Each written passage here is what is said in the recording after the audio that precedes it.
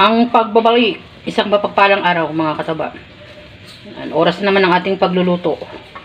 At luluto muna tayo ng ating tinapa. No? Yan. Ay. Dahil muntik nang maputol ang kanyang ulo. Yan. Naputol na ng tuluyan. Yan. Dumikit kasi doon sa ating pinaka-plastic. Yan. Tinapang salmon yan mga kataba. Iba naman. At meron tayo ditong talong.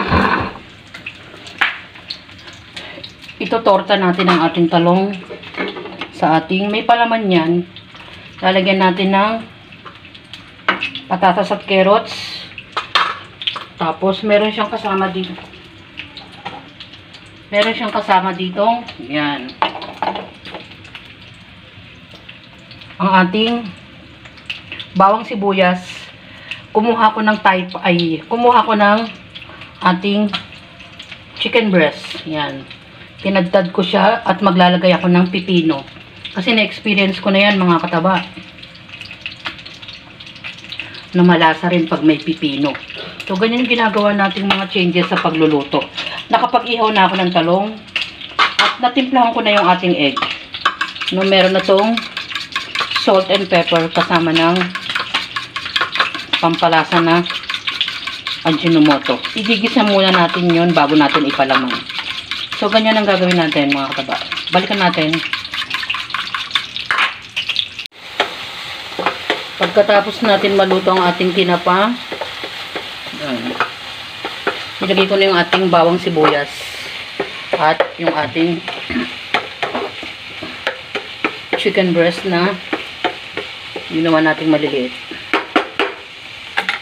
Tapos ilagay na natin ang carrots at patatas. Meron tong konting pipino. Maglagay tayo ng konting paminta dahil may paminta na yung ating egg. Ajinomoto.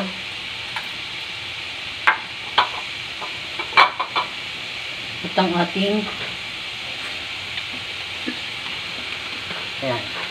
oyster sauce. Sasaidin lang natin to. Sayang naman. Hindi lang ako magbubukas ng bago. Kasi konti lang naman to. Yan. Haluin natin.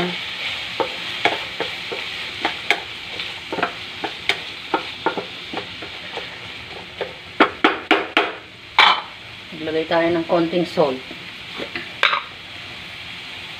Ganun lang. Ayan. Balikan natin habang hinahalo ko. Nilagay ko na yung ating talong. At pwede na tayo maglagay ng palaman sa ibabaw. Ayan. Press natin.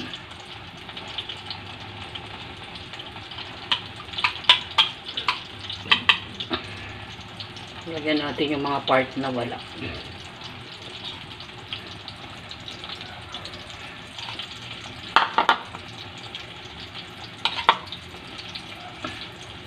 Yan. At balikan natin pag malapit na siyang maluto.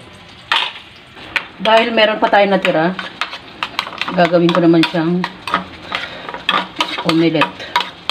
Ayan.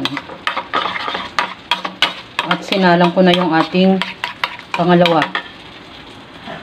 Naluto na natin yung unang talong natin.